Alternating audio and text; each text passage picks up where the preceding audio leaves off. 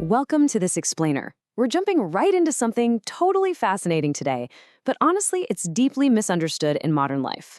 We're going to break down exactly why high performers, the super reliable, highly capable people in our workplaces and families, carry this invisible psychological burden and often end up breaking completely quietly. We'll be looking closely at the systems, the hidden emotional labor, and the identity traps that create this whole dynamic. Let's kick things off with a massive realization that completely changes how we look at this entire topic. You are not lazy, you are overloaded. Our source material makes this absolutely crucial point. A lot of people aren't breaking down because they're weak or incapable. No way. They're becoming psychologically exhausted because modern systems just constantly demand attention, responsiveness, and emotional regulation, with practically zero time for real recovery. Feeling overwhelmed doesn't mean you lack discipline. It literally just means your nervous system is adapting to an environment that never ever stops asking for more. All right, section 1, the illusion of stability. It's time we completely redefine how we view burnout. See, so often we picture burnout as this total dramatic collapse, right? Like someone just failing to get out of bed or dropping all their responsibilities. But the reality is way different. Many burnt out individuals remain highly capable, responsible, and resilient. They just keep showing up. I mean, have you ever noticed someone who always seems to have it all together, but maybe subtly mentions they're constantly exhausted?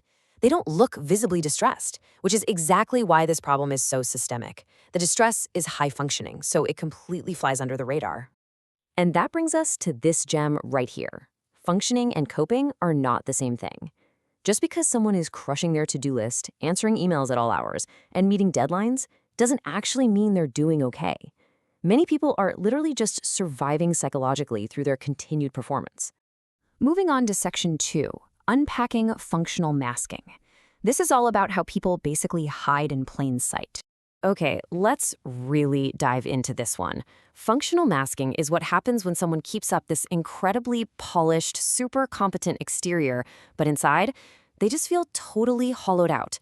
Because our modern culture heavily rewards emotional containment, highly responsible people learn to hide their psychological strain beneath a really thick layer of competence. It's like they use their ability to perform as a kind of shield. So you end up with this intense split. A serious dissonance between the outside and the inside. On the outside, the person is outwardly dependable, highly capable, the one everyone goes to. But internally, they're overwhelmed, fatigued, and running on this low-grade anxiety. Our source notes that over time, maintaining this massive gap between how you present yourself and how you actually feel becomes incredibly draining. It consumes a vast amount of psychological energy just to keep the whole charade going. And eventually, all that repeated emotional suppression, it leads to what's called emotional automation. You know those phrases, I'm fine, it's okay, I can handle it? Well, they stop being truthful reflections of how the person feels. Instead, they just become automatic reflexes. When someone asks how they're doing, the high performer bypasses their actual internal state entirely and just outputs the socially acceptable low-maintenance response. Eventually, they don't even bother checking in with themselves to see if those statements are actually true. So why on earth do high performers keep pushing? Why not just, take a break? That brings us to section 3, the performance identity trap. Now, what's genuinely wild about performance identity is how it literally wires a person's basic sense of psychological safety to how useful they are. For these individuals, and honestly, you might be recognizing a bit of yourself here, self-worth isn't just a given. It feels like something that has to be earned by being dependable, helping others, and above all else, never causing problems. Their own emotional needs actually start to feel selfish or like they're just being disruptive to the people around them. Our source material maps this out as a really dangerous psychological loop. Check this out. First, environmental or work stress goes up. Because their whole identity is tied to competence, performance essentially turns into a survival mechanism. This means that actual, genuine rest starts to feel threatening. I mean, if they aren't producing or helping, who even are they? So ultimately, the very thought of slowing down just triggers intense guilt, which leaves the person completely, totally stuck, trapped between exhaustion and identity. They're running on fumes and desperately need recovery, but the act of resting feels like a direct threat to their core identity as the reliable one. So what do? They keep pushing. They settle for this passive exhaustion instead of getting any actual psychological restoration. All right, let's zoom out for a second and look at the bigger picture, the systemic side of things. Section 4. Mistaking silence for strength. Because modern professionalism, it demands massive amounts of invisible emotional labor. Employees aren't just managing their actual work tasks. They're constantly maintaining emotional control, forcing calmness under pressure, and playing social diplomat. Have you ever felt utterly drained after a meeting where you barely even spoke, but you had to meticulously manage your reactions the whole time? Yeah, that constant self-regulation means your nervous system is literally never off duty, and it quietly eats up so much of your cognitive capacity. And because of this pressure cooker environment, organizations often make a huge unconscious mistake. Leaders look around and see silence and composure. But what they're actually rewarding, without even realizing it, is emotional suppression, self-sacrifice, and low-maintenance behavior. They end up confusing compliance with actual safety and professionalism with emotional trust. Which brings us to the very real danger of being a low-maintenance person. When employees don't complain and just keep delivering, they get constant positive reinforcement.